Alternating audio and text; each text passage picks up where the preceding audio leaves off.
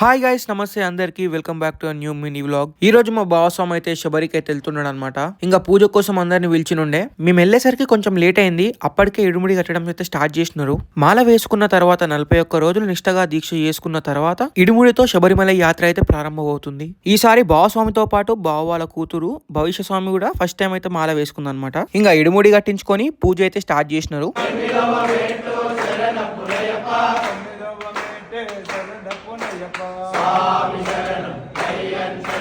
పూజ అయిపోయినాక వచ్చిన భక్తులందరి కోసం అన్నప్రసాదం అయితే చేపించనుందనమాట.